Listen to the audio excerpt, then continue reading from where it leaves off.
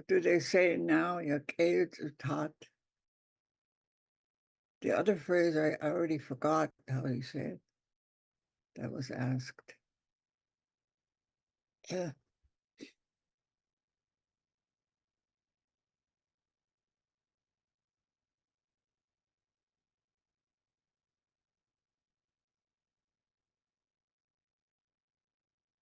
I want to welcome any new students. Usually we have you introduce yourself to the group, and if you know your native name or your clan, and also if you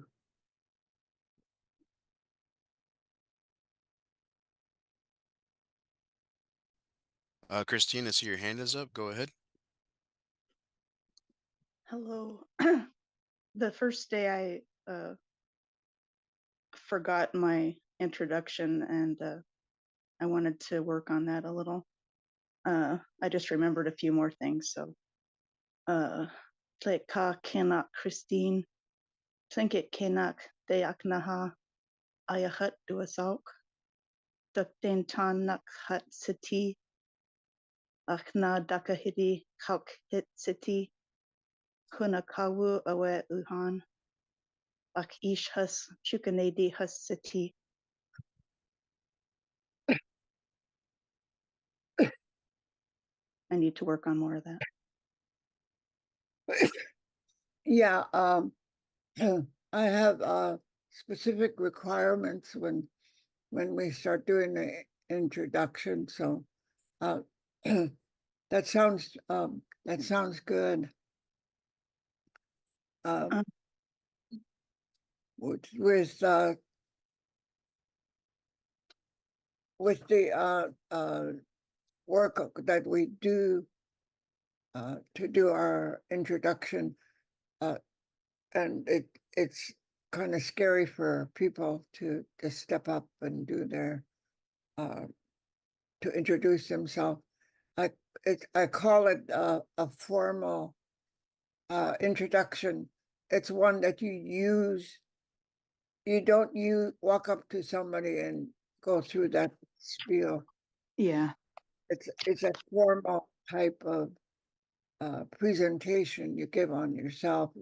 Somebody said, "Okay, the next person we want to introduce," like you're in a meeting, you're in a group, and you can use that introduction like that to let people know, and you will find that the older people, when you begin to talk to them and you tell them only your Lingit name, they want to know more than that. They want to know, okay, tell me about yourself, and that's what they're looking for.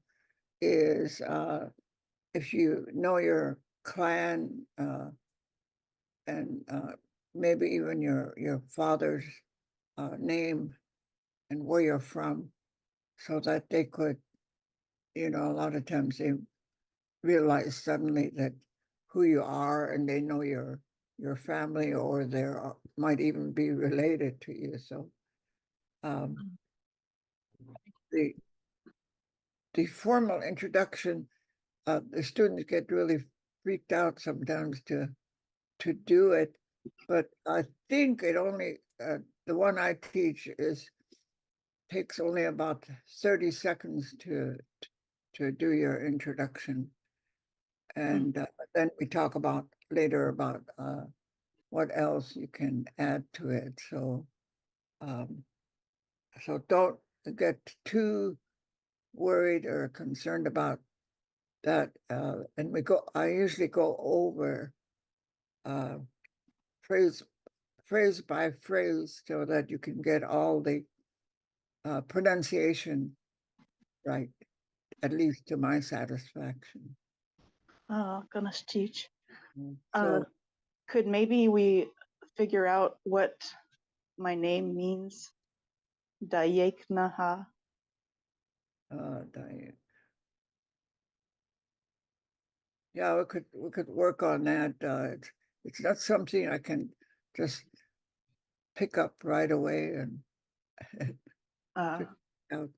A lot of times you can easily figure out what the name means, but why they gave it to you is something else, or why it was given is something else. So, Kann das teach? for the person that asked about daily or morning routine, is that person logged in? Ah, um, I forgot to ask. Is uh, is it a routine that you do, or somebody else does, or who are you talking about? it's for me, I look at my events on my calendar daily, and so I'm trying to incorporate Clinkit into what I look at every day. Yeah. Okay. We don't. I've worked on this, and we don't have a word for routine. We just don't. Could I do reminder or reminding? Like a Uh, morning reminder? I didn't think about looking up a reminder. I didn't know. I guess I didn't really know exactly what you were hoping to find. I didn't know if you were saying, okay, this is what I do daily. Uh, and it's a little bit difficult because if you get on the edge of bragging, which the uh, elders would quickly jump on it and say, uh, you don't you don't say those kind of things. So, um, but reminder might be a good one, and I'll work on that some more so we can come up. And it's easy to say morning reminders or daily reminders, which is a nice, quick two-word phrase, becomes quite long when you figure it out in plain get. So give me time.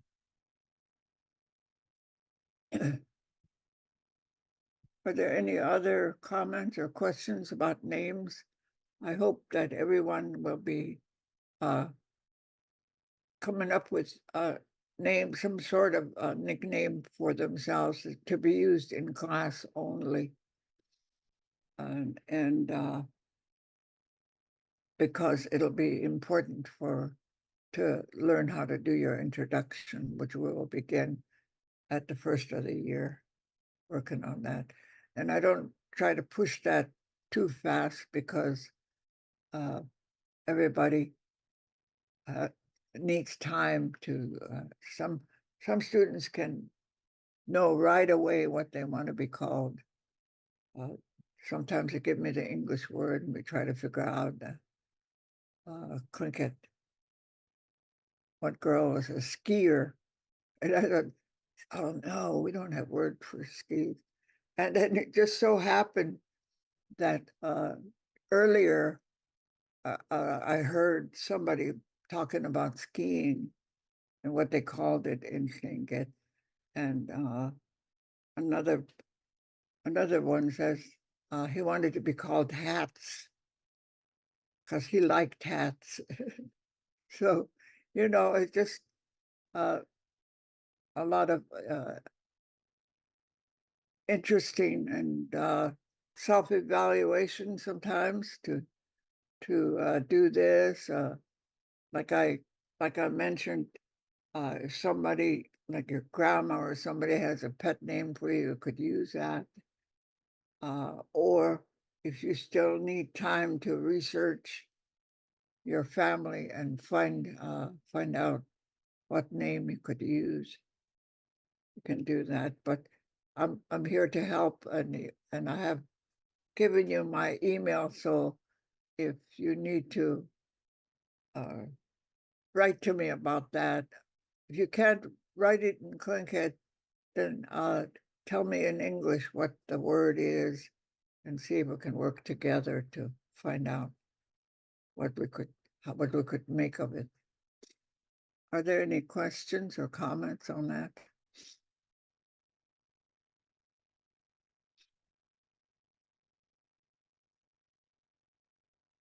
Anything on chat?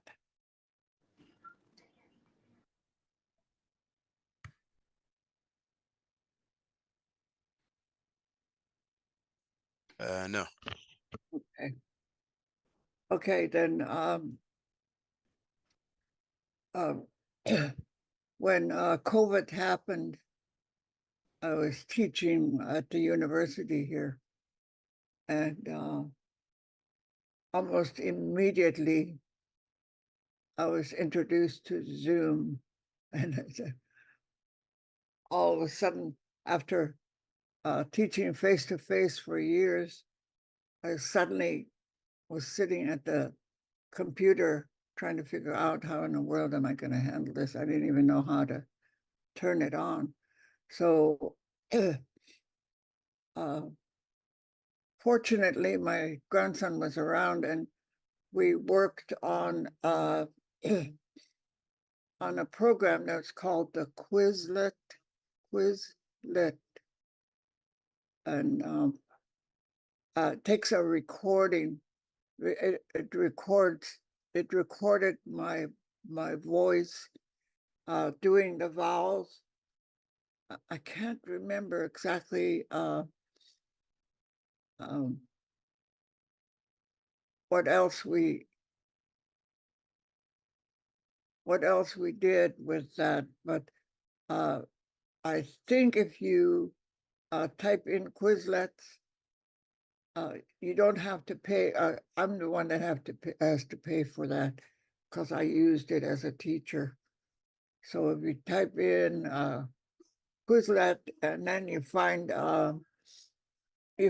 that um, I think you type in beginning Tlingit language 1, or I think it's beginning Tlingit 1, and then you can hear my voice just by clicking on it. So it's like a flashcard, and so you don't have to find it on the.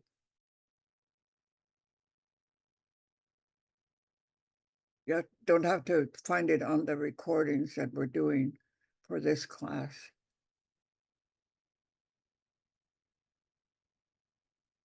Are there any questions on that or comments?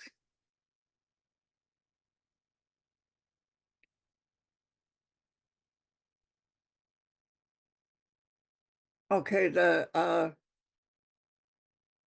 vowels that we use is really important, and I hope it's in your head. So you have to really watch for it and use it.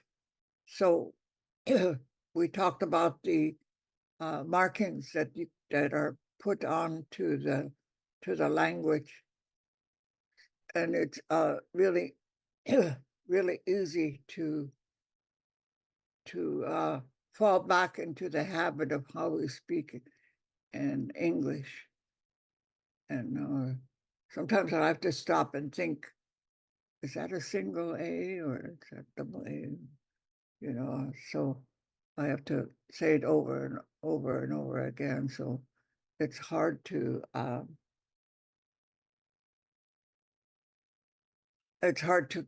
keep it in your head because of our English language.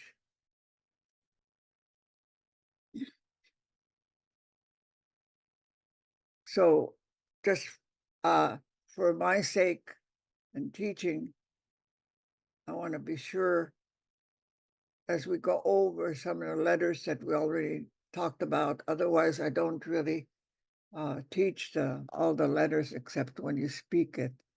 Then I want to tell you how you say it for the pinched letters, most of the time, the pinched letters, you close your teeth on it. So it's, if you say with a K-A, ka, and it's pinched, you put a pinch next to the K, it's right inside your mouth. You click on it. And all the letters, you do the same with a T. If there's a, if it's pinched, you say, really snap right on it. And the one that's hard is the pinched X. It's so I think as we work on it, you will begin to use it. And I can perceive that with the English speakers, it's something my son does too, and I have him helping me work on something. You see a W, you want to say awkward, like you say the W. It's actually, even in English, it's not a letter that you say. In some cases, like awkward, you say word or where or when or how. So make sure you're watching your lips or watching my lips when we come to some of these letters. So the letter L, Lingit, and I still hear some of you that kind of slide over it because it's a little hard to say it to remember. It's Lingit, Lingit. It's a silent L, and gunachish, gunachish. That L appears right in the middle of this word, gunachish. I've heard it in all kinds of ways. I can't see, but I can hear pretty good. So I'm going to keep stressing that as soon as keep on hearing it. So make sure this L that you do is silent L, no sound whatsoever.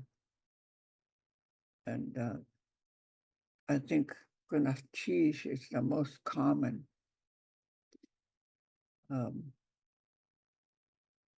When I was studying to teach the language in Juneau, we were down there, a whole bunch of us, taking classes from Nora Downhauer. Boy, that was really something. Some of the speakers, there was a speaker from Cake and also somebody that is used to teaching different languages came with his book. And so they told us as a group, the people that come to Southeast to live and work and do things should be really familiar with the word gunachish, so that we should say it every time we go anywhere.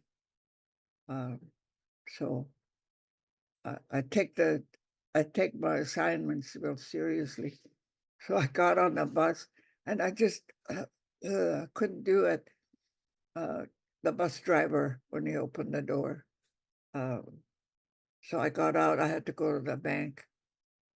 So I went to the bank and did my, what I was gonna do. And then I finally just got brave enough and I told the teller, a young man, I said, gunachish. And he said, ho, ho. So I was kind of happy and surprised that he knew what I was saying. So,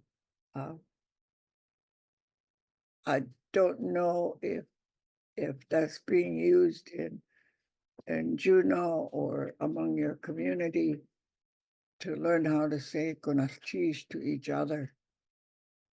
And after I teach the class, and it kind of slips out of my mouth to, because that's the way I'm thinking at the time, to, instead of saying thank you, to say "Konachis." So can I have some questions or comments on the silent L, the voiceless L? Any questions or difficulties you have with it?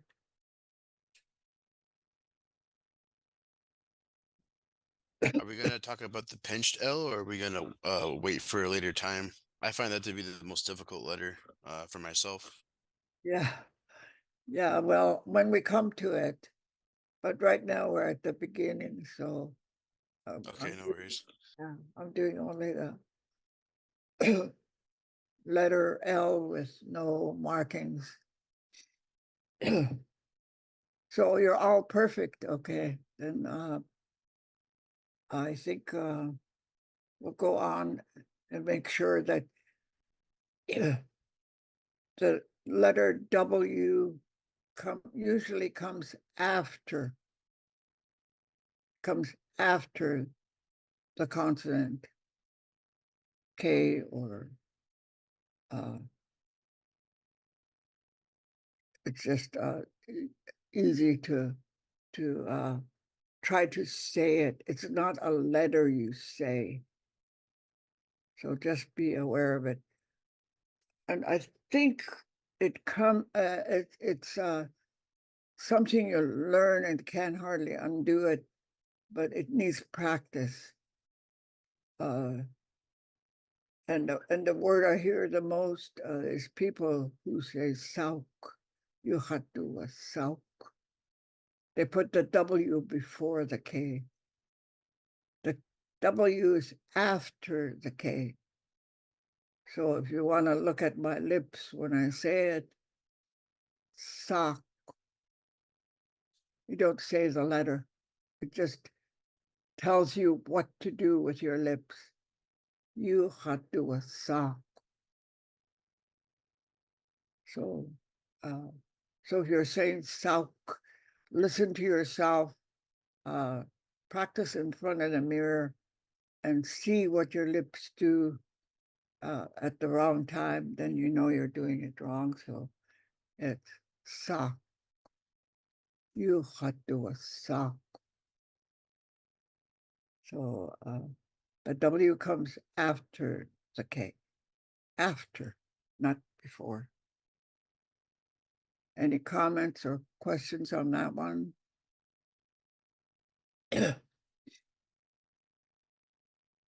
All you need is practice, and it's that's what it takes, is to keep saying it to yourself in your practicing, so you could, and say it out loud so you can hear yourself, instead of just thinking it.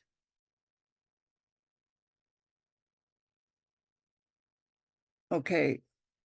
We have a related question with the Okay.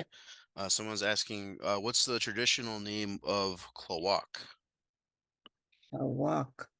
It's um, the letter we've just been talking about. It was an L. There's no K. Walk. It would be LAW.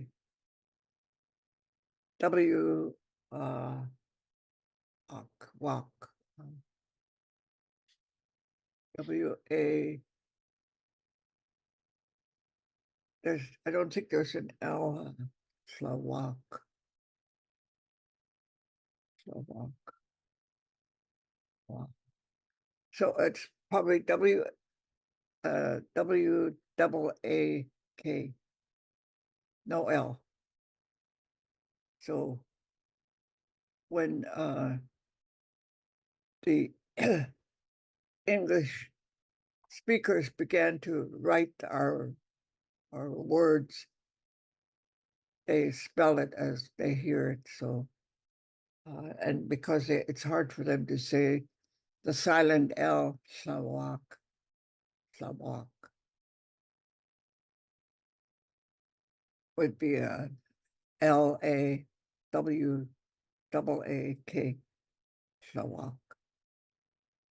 And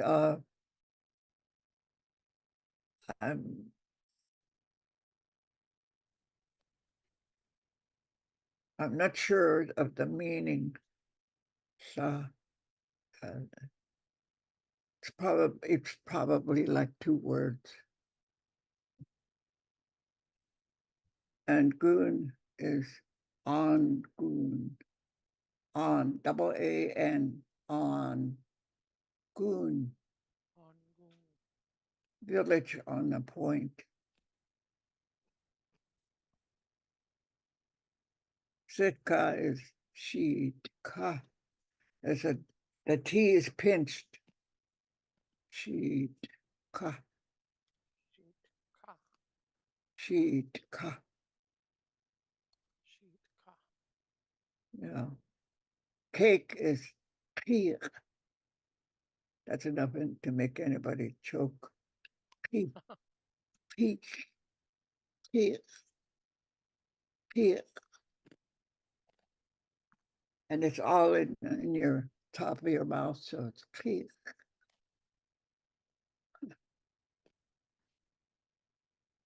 So it became cake. Yeah, we used to travel on the ferry a lot of times from Seattle when I was a student there. My kids. The youngest one likes to keep track of where we go. He was all excited. His brothers told him the next town that we're coming to. He came over, he said, Mom, guess what?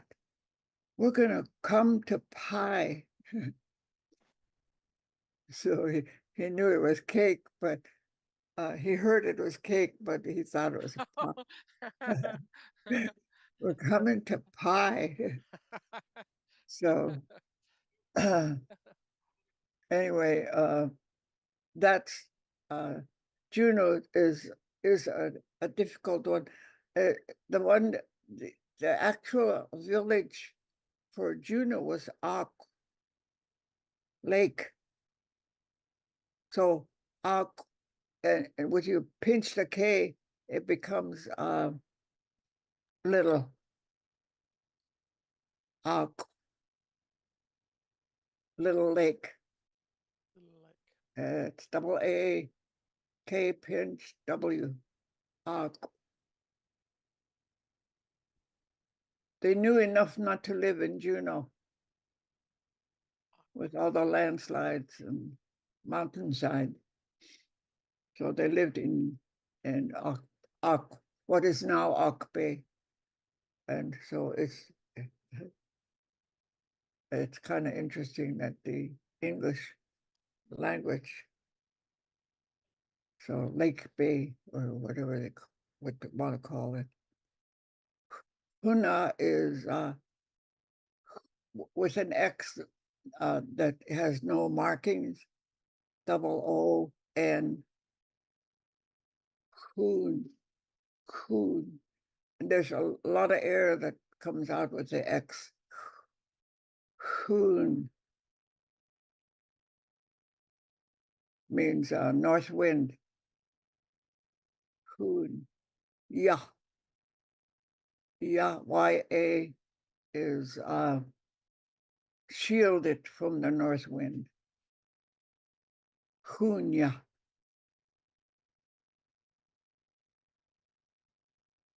And Klawak is another one that they had to put a K on there because I can't see it. So not Kawak, but Klakwan. Klak. It's it does have a KLAKW.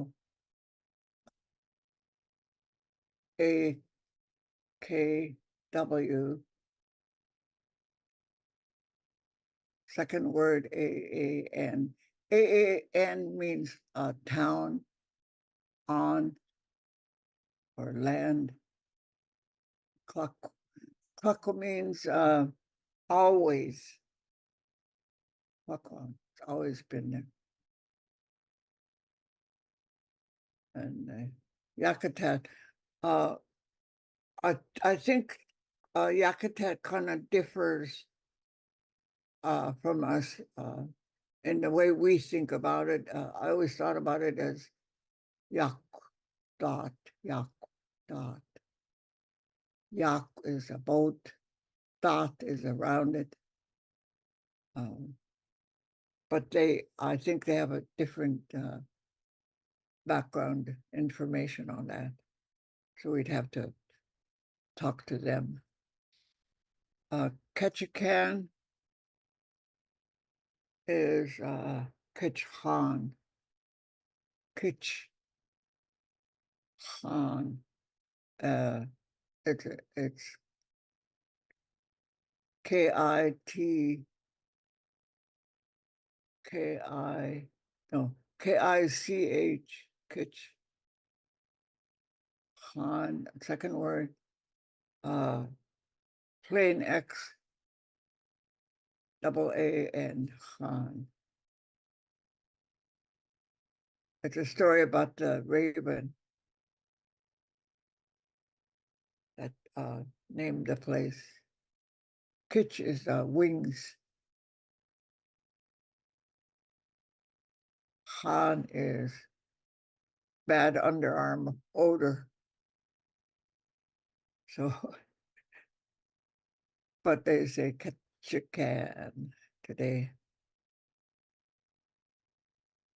We had Lingit speakers that were almost to Canada. And they were such beautiful speakers. I always was impressed with them. Speaking a Southern accent. I don't know if that town still exists, but the people in Canada,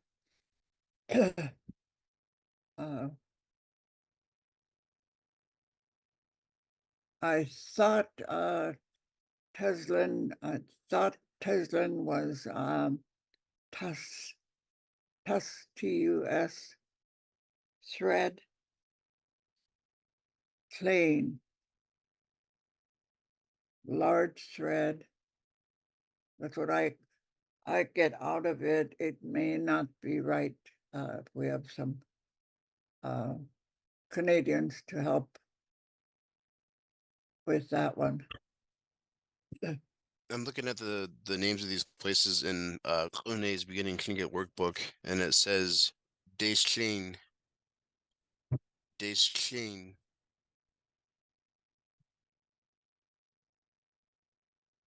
And what is that? Is that what in English they say Teslin? Yeah.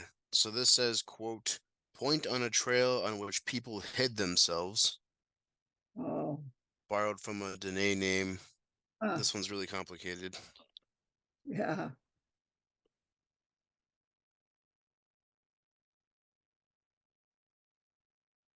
And what was the other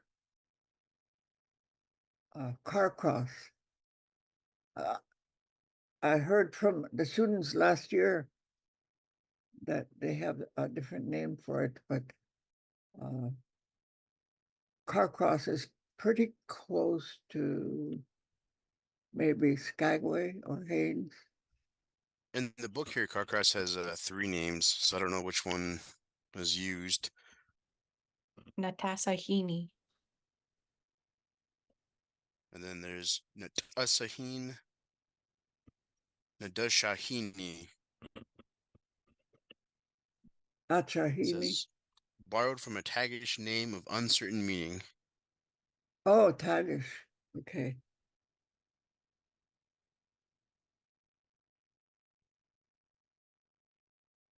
Come to think of it, there is a name for Wrangell and Lingit, but I can't remember. I had a student from there that used to tell us.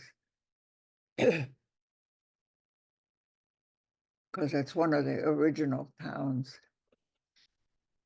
Um, Wrangell's listed here as Achchan Ak.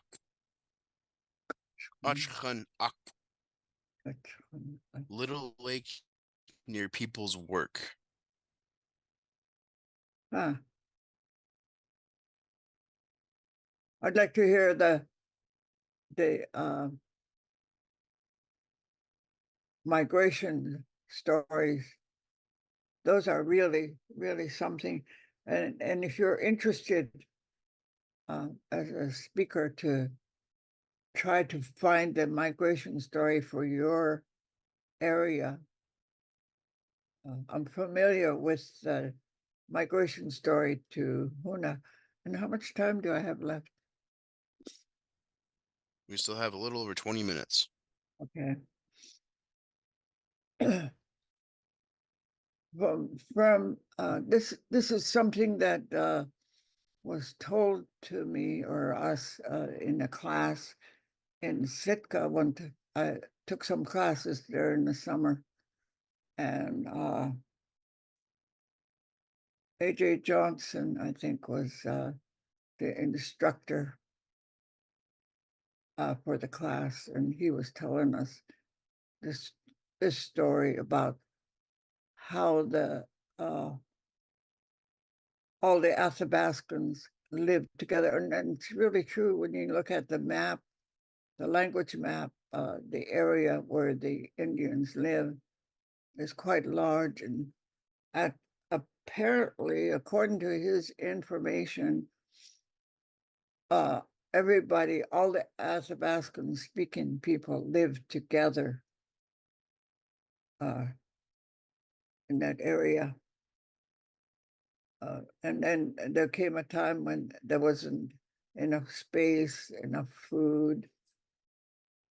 So they began to get worried about the fact that they're not the size of the group. They couldn't keep feeding or have space for them. So the chiefs got together and decided that maybe a group can leave, go somewhere else. So I don't know how they did it, but I think they did it by drawing straws or some kind of method like that to decide who's going to go. And there was one group that got that. And as they were getting ready to leave, another group came and said, we're going to go with them because we have too many relatives among them going, and we want to go with them. So they left. They went east and away from the place. And I think when it got to what is now the boundary between Canada and Alaska,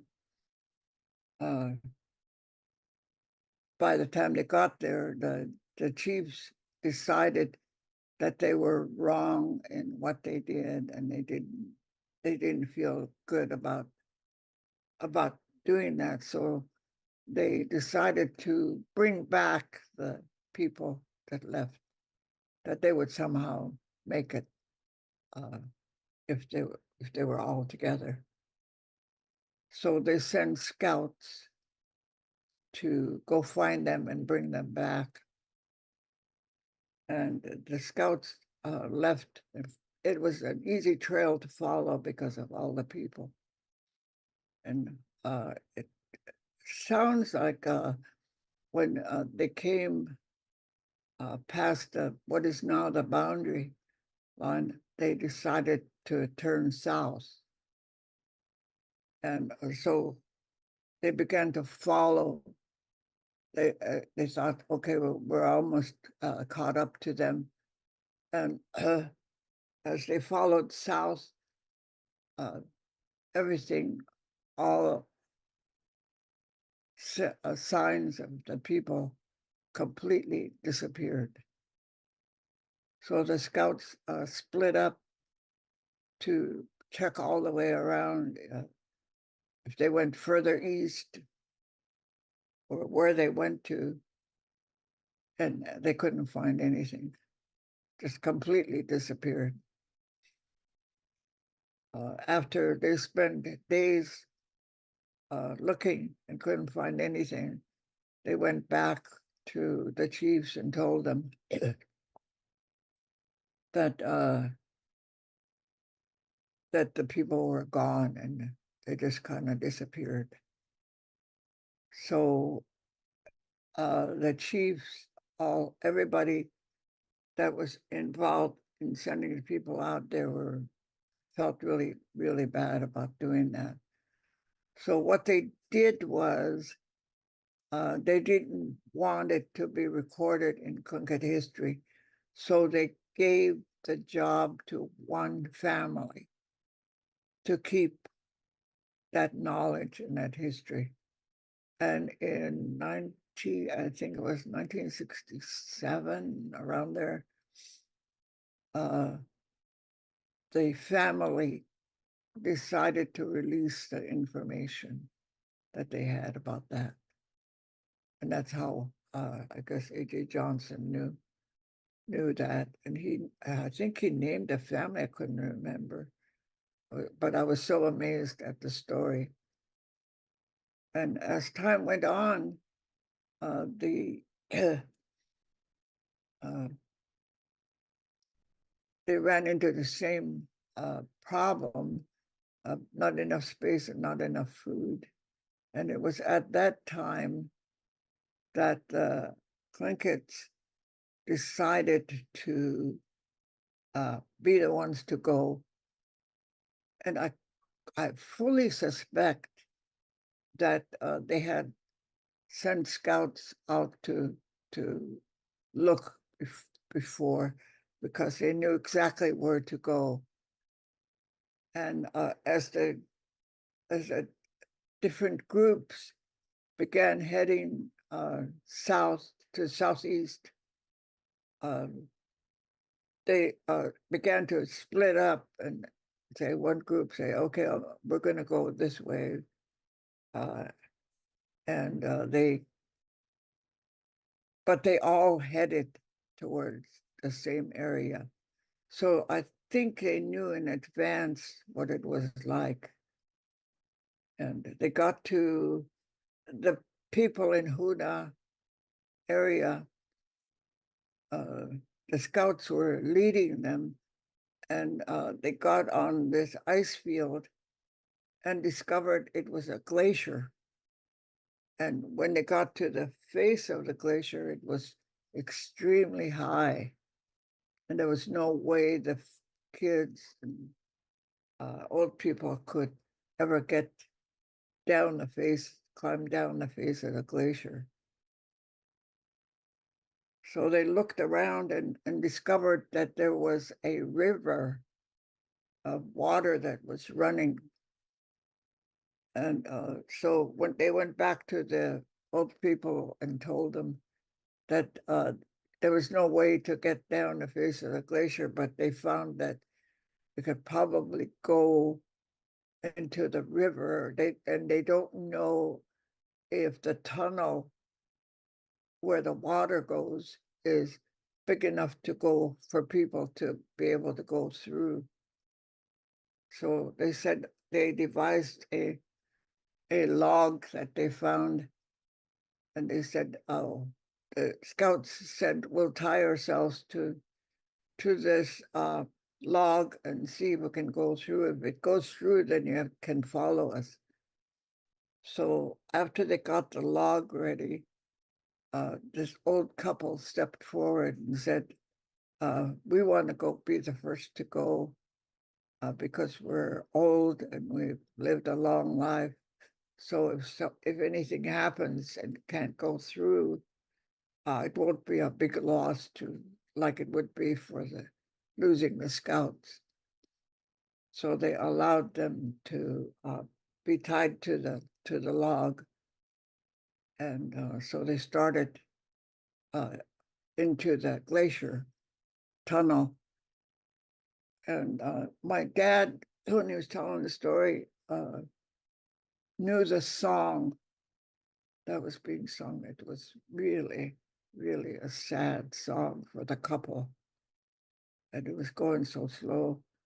The scouts went to the face of the glacier to see if they came out. And they were singing a goodbye to the to the couple. And pretty soon the scouts start jumping around and said they came through. And just then the beat, this is my dad telling the story, the beat, and he knew the song, picked up real joyfully, really happy ending to the story. And that's how the people in Glacier Bay was their migration story. They went under the glacier to get to Glacier Bay, where they settled, and they lived there until the Galloping Glacier took them over.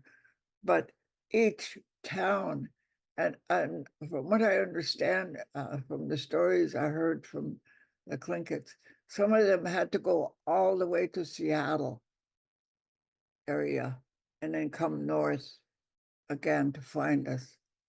And they all settled in the different parts of Southeast.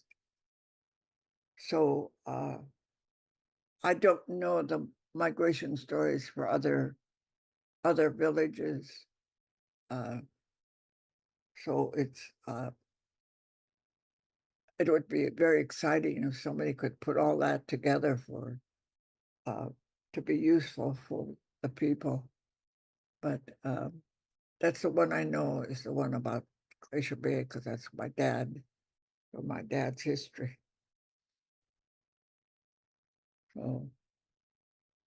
So when you hear about migration stories, that's what it's talking about.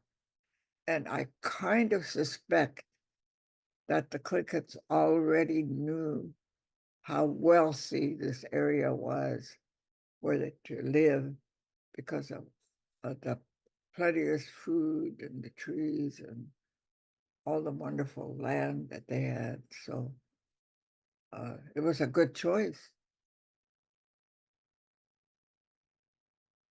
So if you have any questions, I don't know if any migration stories have been written, and I don't think the one about the glacier bears, if it's written, I don't hear, never did hear anything about it.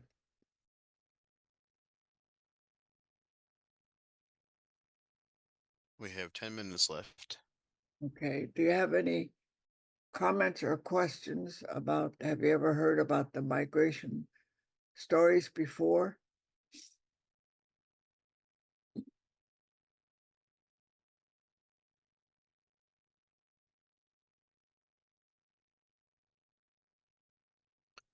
Sakun, go ahead. I see your hand is raised. Goodness, geez.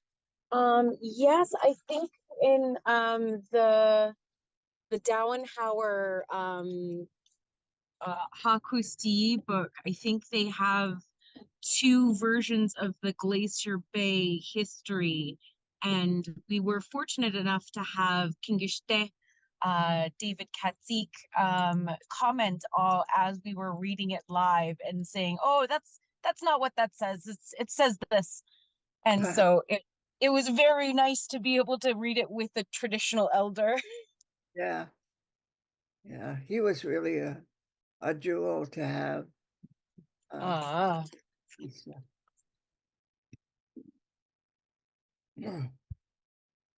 Yeah, it's it was one of the really important parts of our history. And when the boys are taken from their mothers to live with their uncle, I think the very first story that they had to learn and study was a migration history. They had to get that exactly right. And they were tested to Oh, find wow. out if they they would study it, and then the men from the village would come together for a test, and he would tell the story and to the men. After the story is finished, and then the men would get together and talk about it and decide if the student passed or did not pass. If he didn't pass, he had to go back to the study, do some more work, and get a second chance in his presentation. So I think they were tested not only on the migration story, but some of the history, especially of their own area. So the boys were educated. They had that ability to study. If the uncle is responsible when the boys are brought to him to teach them during the winter. Of course, they do the studies, but during the summer, then they learn about how to collect and put up the food for the winter. That is such a big part of it. Also, of course, hunting and fishing skills are taught. The boys are the boys were taken permanently from their mother to live with their uncle.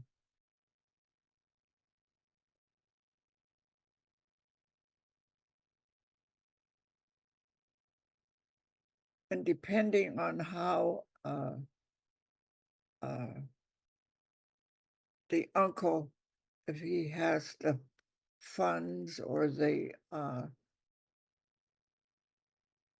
how to get the boys through the studies, there were different levels of studies. The first one, of course, is to learn the migration story and the history, and be able to tell it in public until they pass. That was a requirement for every young man, and that was suitable. So it was used throughout Southeast to teach the boys. And then they could go to the next level, which is, I think, the study of art, carving, designs and stuff like that. And in some cases, of course, like that, if the uncle is not an artist, would have to either send the boys to another artist to be taught, which would take, expenses to pay the teacher. So they could go to that level to become an artist, carving and making use of metal and stuff like that. So depending on what the boy wants to do. A.J. Johnson was really informative about some of these that I didn't know. It was really wonderful to hear that he knew about a lot about what the boys had to learn. So if the young man decides, okay, I don't want to really be an artist, but I know how to do it, to go to construction of houses, buildings.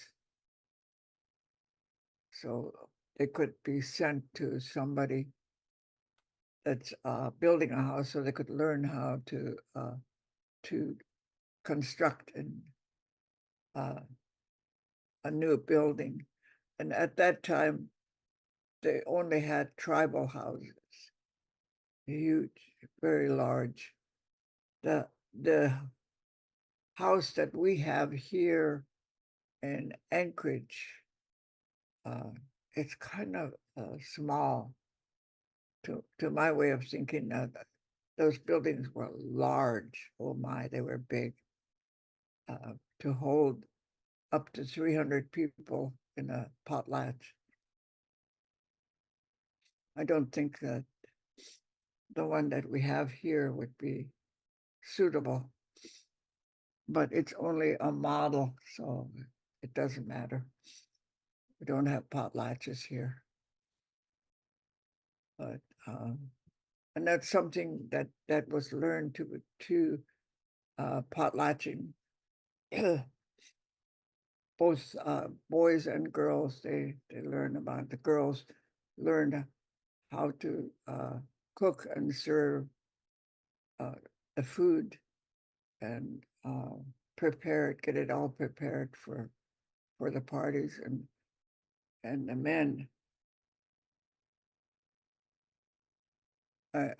As I was growing up, the Nakani, the clan brother-in-law, Nakani,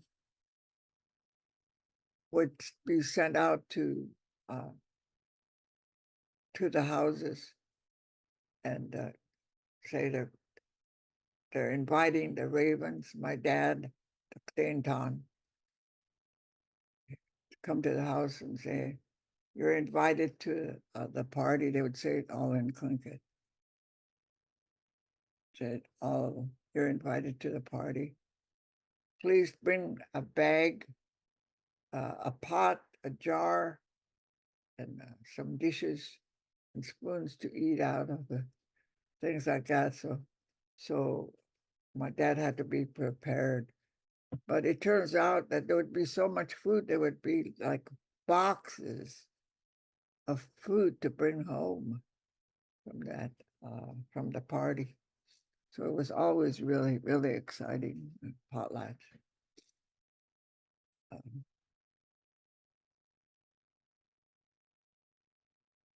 But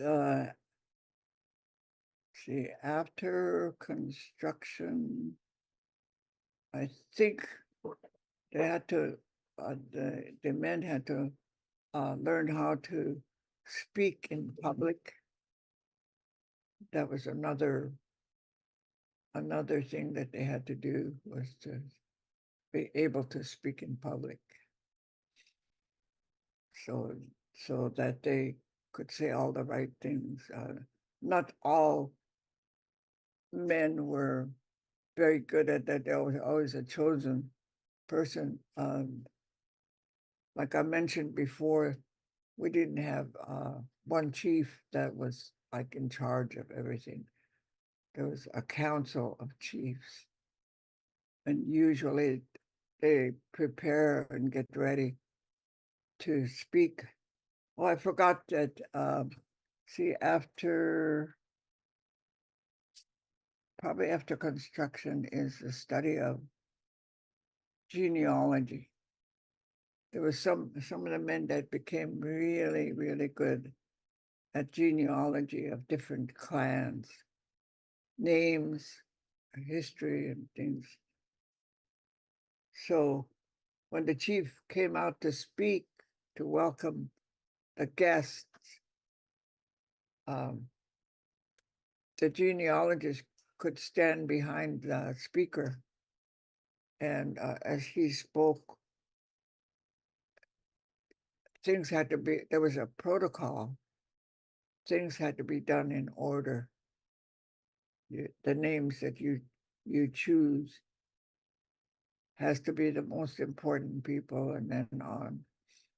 And so the genealogist is standing there and he's saying, don't forget so-and-so, next so-and-so, You could see him, his mouth moving, but you can't hear it. And the chief never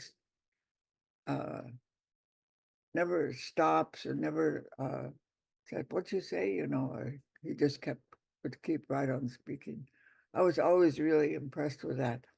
And then when he is done with calling out the names or the guests or the people that are important, even if they're not there, they had to be named.